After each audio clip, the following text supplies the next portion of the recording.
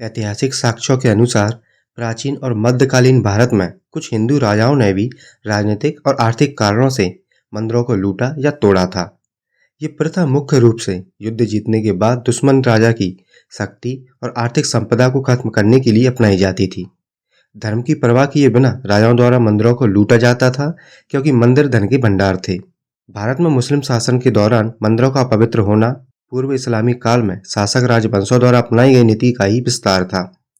युद्धों में विजयी हिंदू राजा अपने पराजित प्रतिद्वंदियों द्वारा संरक्षित मंदिरों को लूटते थे, उनमें स्थापित मूर्तियों को चुरा लेते थे और कुछ मामलों में उन्हें तोड़ भी देते थे।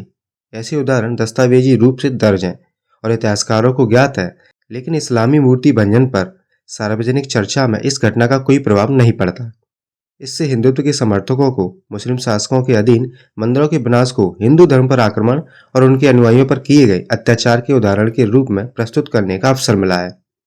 हिंदू राजा अपने प्रतिद्वंदियों के मंदिरों को इसलिए अपवित्र करते थे क्योंकि उनके द्वारा पूजे जाने वाले देवताओं और उनकी अपनी राजनीतिक सत्ता के बीच गहरा संबंध था।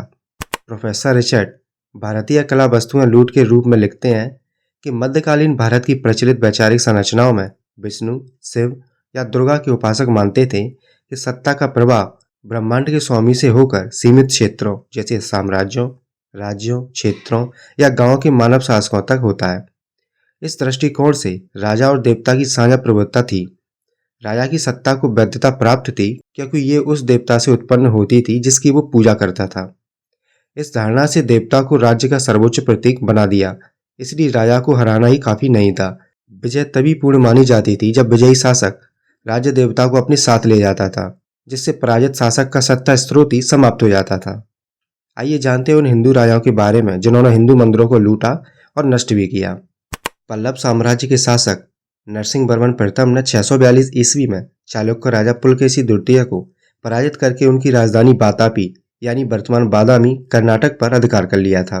बातापी में लूट के दौरान पल्लव सेनापति, जिन्होंने बाद में नयनार संत सिरुतोंडार के रूप में संन्यास लिया था, वहां से भगवान गणेश की एक प्राचीन मूर्ति को अपने साथ ले आए थे। इस मूर्ति को उन्होंने अपने गृहनगर तमिलनाडु के एक मंदिर में स्थापित किया। ये मूर्ति आज भी बातापी गणेश के नाम से बेहद पूजनीय है। इस ऐतिहासिक जीत के उपलक्ष्य में नरसिंह वर्मन प्रथम ने बातापी कौंड यानी बातापी का विजेता की उपाधि धारण की थी। यह ऐतिहासिक घटना बादामी के चालुक्यों के उत्तरी भारत अभियान से जुड़ी है। चालुक्य राजाओं ने अपनी विजय के प्रतीक के रूप में उत्तर भारत से गंगा और यमुना की मूर्तियों को युद्ध की ट्रॉफी यानी विजय चिन्ह के रूप में प्राप्त किया था। चालुक्य राजा विनयादित्य या उनके पुत्र विजयादित्य, उनके शासन काल में ये उत्तर भारतीय अभियान हुआ था। इन चालुक्य राजाओं के शिलालेखों जैसे बादामी और बैंगी के अभिलेखों में इस बात का स्पष्ट वर्णन मिलता है कि उन्होंने उत्तरी भारत पर आक्रमण करके वहां के शासकों को पराजित किया। चालुक्य शासकों ने इन अभियानों से लौटते समय गंगा और यमुना की मूर्तियों या उनके प्रतीकों को जीत की निशानी के रूप में अपने साथ दक्कन यानी दक्षिण भारत के क्षेत्रों में लाकर स्थापित किया था। बंगाली सैनिकों ने कश्मीर राजा के राजा ललितादित्य के राज्य से बदला लेने के लिए बैकुंठ की एक मूर्ति को नष्ट कर दिया, जिसे वे कश्मीर राज्य के राजदेवता की मूर्ति समझते थे। राष्ट्रकूट राजा गोविंदा तृतीय ने कांचीपुरम पर आक्रमण कर उस पर कब्जा कर लिया और मंदिर की संपदा को नुकसान पहुंचाया था, जिससे श्रीलंका का राजा इतना भयभीत हो गया कि गोविंदा को सिंगली राज्य का प्रतिनिधित्व करने वाली मूर्ति भेजी। राष्ट्रकूट राजा गोविंद तृतीय ने अपने शानदार सैन्य अभियानों के दौरान दक्षिण भारत में पल्लव शासक दंती बर्मन को हराया था और कांचीपुरम पर कब्जा कर लिया था। इस विजय के बाद श्रीलंका के तत्कालीन राजा ने राष्ट्रकूटों की बढ़ती हुई सैन्य शक्ति का भय मान लिया था। इतिहास के अनुसार बिना युद्ध किए ही श्रीलंका के राजा ने गोविंद तृतीय की अधीनता स्वीकार कर ली थी। अपनी अधीनता के प्रतीक के रूप में श्रीलंका के राजा ने गोविंद तृतीय के पास 2 मूर्तियां भेजी थीं। इन मूर्तियों को बाद में राष्ट्रकूट राजधानी में एक शिव मंदिर के सामने विजय स्तंभ के रूप में स्थापित किया था। 9वीं शताब्दी की शुरुआत में लगभग 835 ईस्वी में पांड्य शासक श्रीमारा श्री वल्लभ ने श्रीलंका पर आक्रमण किया था और राजा सेना प्रथम को पराजित कर दिया था। इस आक्रमण के दौरान उनकी राजधानी अनुराधापुरा को बुरी तरह लूटा गया। इतिहासकार धम्मकीर्ति के अनुसार श्रीमारा श्री वल्लभ अपने साथ रत्न महल से पूरी तरह सोने से बनी बुद्ध की मूर्ति, जो लगभग 50 वर्ष पहले सोने से निर्मित की गई थी, और कई अन्य मूल्यवान वस्तुएं अपनी राजधानी मदुरै ले गए थे। सेना द्वितीय इतना शर्मिंदा हुए कि उन्होंने अपने मंत्री को तुरंत सेना जुटाने का आदेश दिया। जब तक पल्लवों के विरुद्ध लड़े गए 3 युद्धों के कारण पांड्य सेना कमजोर हो चुकी थी। लंकाई सेना ने मदुरै पर आक्रमण करते हुए विजय प्राप्त की और श्रीमारा युद्ध में लगी चोटों के कारण शहीद हो गए। लंकाई सेना ने मदुरै में प्रवेश किया, शहर को लूटा और बुद्ध की स्वर्ण प्रतिमा वापस ले ली। बड़े धूमधाम से प्रतिमा को रत्न महल में स्थापित किया गया। चंदेल शासक यशोवर्मन ने खजुराहो में लक्ष्मण मंदिर का निर्माण करवाया, जिसमें सोने से निर्मित विष्णु वैकुंठ की प्रतिमा स्थापित की गई। ये प्रतिमा कैलाश पर्वत से तिब्बत के स्वामी द्वारा प्राप्त की गई थी, जिनसे उड़ीसा के शाही राजा ने इसे छीन लिया था। शाहियों को प्रतिहार शासक हेराम्बा पाला ने परास्त किया था, जिसके बाद यशोवर्मन ने उनसे प्रतिमा छीन ली। यशोवर्मन ने हेराम्बा पाला के पुत्र देवपाला को भी पराजित किया और प्रतिमा को खजुराहो ले गए। राष्ट्रकूट राजा इंद्र तृतीय ने कलाप्रिया मंदिर को नष्ट किया, जिसका संरक्षण उनके कट्टर शत्रु प्रतिहारों द्वारा किया जाता था। जब कश्मीरी शासक ललितादित्य ने धोखे से बंगाल के राजा की हत्या कर दी, तो उनके अनुयायियों ने बदला लेने का निश्चय किया। वे गुप्त रूप से ललितादित्य की राजधानी में प्रवेश कर गए और कश्मीरी राज्य के प्रमुख देवता विष्णु परिहास केशव के मंदिर तक पहुंच गए। हालांकि उन्होंने परिहास केशव की मूर्ति समझकर किसी अन्य देवता की चांदी की मूर्ति को धूल में मिला दिया था और कश्मीरी सैनिकों के आक्रमण के बीच उसे चूर चूर कर दिया था। महमूद गजनबी की सेना में 4 बड़े सेनापति हिंदू थे। सोमनाथ मंदिर की लूट में थानेश्वर के राजा अनंगपाल ने मदद की थी। इतिहास में सोमनाथ मंदिर को 7 बार तोड़ा और लूटा गया, जिसमें 4 बार हिंदू राजाओं ने और 3 बार मुस्लिम शासकों ने लूटा था। अपनी अय्यासियों, विलासिता और भारी सैन्य खर्च के कारण राजकोष खाली हो जाने पर राजा ने राज्य के धन को भरने के लिए मंदिरों को लूटना शुरू किया। कल्लड़ के अनुसार राजा हर्ष ने मूर्तियों को गिराने के लिए देवोत्पन्न नायक या देवताओं की मूर्तियों को नष्ट करने वाला नायक एक विशेष अधिकारी नियुक्त किया था। उसने सोने और चांदी की मूर्तियों को पिघलाकर नए सिक्के बनवाए।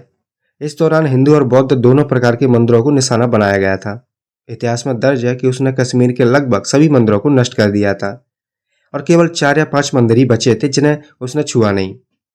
चोल राजा राजेंद्र प्रथम ने एक कदम और आगे बढ़ाया। 11वीं शताब्दी में उनकी सेना ने उत्तर में कई शासकों को पराजित किया और पवित्र गंगा नदी के तट तक पहुंची। चोल शिलालेखों से हमें यह विश्वास दिलाया जाता है कि पराजित सैनिकों को सोने के घड़ों में जल भरकर दक्षिण ले जाया गया था। गंगा जल से निर्मित एक तरल विजय स्तंभ, जिसे चोल गंगा कहा जाता है, का निर्माण गंगाईकोंडा चोलपुरम नामक नई राजधानी में किया गया था। गंगाईकोंडा चोलपुरम उस चोल राजा का शहर था जिसने गंगा पर विजय प्राप्त की थी। यहाँ राजेंद्र प्रथम ने एक शिव मंदिर भी बनवाया था। उसमें उन्होंने अन्य राजाओं से प्राप्त प्रतिमाएं स्थापित की। चालुक्यों से दुर्गा और गणेश की प्रतिमाएं, उड़ीसा के कलिंग से भैरव भैरवी और काली की प्रतिमाएं और बंगाल के पालों से प्राप्त शिव की एक कांस्य प्रतिमा। मध्यकाल में राजा अक्सर अपनी शक्ति, धन और देवताओं के प्रति अपनी भक्ति का प्रदर्शन करने के लिए भव्य मंदिरों का निर्माण कराते थे। जब वे एक दूसरे के राज्य पर हमला करते तो अक्सर इन मंदिरों और बाकी मूर्तियों को ही अपना मुख्य निशाना बनाते थे, ताकि वे अपनी गौरव और विजय का प्रदर्शन कर सकें। मध्यकालीन इतिहास में मालवा के परमार वंश के राजा सुभट्ट बर्मन का शासनकाल 1193 से 1210 ईस्वी तक रहा। उसने शासनकाल में उन्होंने गुजरात पर आक्रमण किया और खंभात व डभोई में मंदिरों की लूटपाट और विनाश की घटनाओं का उल्लेख ऐतिहासिक स्त्रोतों और शोधों में मिलता है। परमार नरेश सुभट्ट बर्मन ने अपने पिता विंध्य बर्मन के बाद मालवा की गद्दी संभाली और चालुक्य साम्राज्य के अधीन दक्षिणी गुजरात के क्षेत्रों पर आक्रमण किया। कुछ इतिहासकारों के अनुसार ये आक्रमण गुजरात के शासक जयसिंह सिद्धराज के समय मालवा में किए गए हमलों के बदले के रूप में किया गया था। इतिहासकार मोहम्मद औफी की रचनाओं में इस बात का उल्लेख है कि परमार राजा ने गुजरात के शहरों को लूटा था और मंदिरों के साथ साथ इन धार्मिक स्थलों को भी नुकसान पहुंचाया था। पुष्यमित्र शुंग द्वारा बौद्धों पर अत्याचार और मठों को नष्ट करने के दावे मुख्य रूप से बौद्ध ग्रंथ, अशोकावतान और दिव्यावदान पर आधारित है। दिव्यावदान में उल्लेख है कि पुष्यमित्र ने बौद्ध भिक्षुओं की हत्या की और बौद्ध स्तूपों और विहारों को नष्ट करने का प्रयास किया। यहाँ तक कि उसने भिक्षुओं के सिर पर इनाम भी रखा था। इतिहासकारों के अनुसार इस काल की बहुत सटीक जानकारी उपलब्ध नहीं है, इसलिए पुष्यमित्र शुंग की छवि एक कट्टर बौद्ध विरोधी के रूप में विवादों और चर्चाओं का विषय बनी हुई है। इतिहासकारों का मानना है कि इन घटनाओं के पीछे धार्मिक कारण कम और राजनीतिक और आर्थिक कारण ज्यादा थे। मंदिर उस समय धन के प्रमुख केंद्र थे और उन्हें लूटना दुश्मन राजा को कमजोर करने का सबसे प्रभावी तरीका माना जाता था। प्राचीन और मध्यकालीन भारत में राजाओं द्वारा मंदिर तोड़ने का मुख्य कारण राजनीतिक प्रभुत्व स्थापित करना और धन संपत्ति लूटना था। जब दो राजाओं के बीच युद्ध होता था तो वे एक दूसरे की संप्रभुता को चुनौती देने के लिए मंदिरों को निशाना बनाते थे। प्राचीन काल में राजाओं की शक्ति और उनकी संप्रभुता उनके मुख्य मंदिर या राज्य देवता से जुड़ी होती थी। जब कोई राजा युद्ध जीतता था तो वो हारे हुए राजा के मंदिर को नष्ट करके या उसके आराध्य की मूर्ति को छीनकर ये संदेश देता था। विजयी राजा हारे हुए राज्य के मंदिरों से बेशकीमती सोने चांदी की मूर्तियां और अन्य संपदा युद्ध के रूप में अपने राज्य ले जाते थे। इतिहासकार रिटन बताते हैं कि हिंदू या अन्य शासकों द्वारा मंदिर तोड़ने की प्रथा का उद्देश्य आम जनता को नुकसान पहुंचाना नहीं, बल्कि विजित राज्य के राजा का अहंकार, सत्ता और राजनीतिक वैधता को समाप्त करना था। डेविस लिखते हैं, इसमें कोई शक नहीं है कि मध्यकालीन हिंदू राजाओं ने व्यापक हिंसा के हिस्से के रूप में अक्सर धार्मिक मूर्तियों को नष्ट किया। इन विवरणों से पता चलता है कि 11वीं शताब्दी से मुस्लिम आक्रमणकारियों द्वारा की गई मूर्ति भंजन की प्रथा भारत के बड़े हिस्से से पहले से ही एक स्थापित राजनीतिक व्यवहार थी। हिंदुत्व के समर्थकों के तर्क के विपरीत मुस्लिम शासकों द्वारा मंदिरों का विनाश इतना भयावह नहीं रहा होगा। कुछ लोग तर्क दे सकते हैं कि मुस्लिम शासकों ने लगभग 60,000 मंदिर को अपवित्र किया था। हालांकि प्रोफेसर ईटन ने अपने निबंध मंदिर पवित्रता और भारत मुस्लिम राज्य में तर्क दिया कि साक्ष्य मुस्लिम शासन की सदियों में नष्ट हुए मंदिरों की संख्या के बहुत ही रूढ़िवादी अनुमान का समर्थन करते हैं, जो कि मात्र 80 हैं। वे आगे तर्क देते हैं कि मंदिरों को अंधाधुंध निशाना नहीं बनाया गया था। मुस्लिम शासकों ने मुख्य रूप से केवल उन्हीं मंदिरों पर ध्यान केंद्रित किया जिन्हें उनके विरोधी संरक्षण देते थे, जिससे उनकी वैधता कमजोर हो जाती थी, ठीक उसी तरह जैसे प्रतिद्वंदी हिंदू राजाओं ने पिछली शताब्दियों में किया था।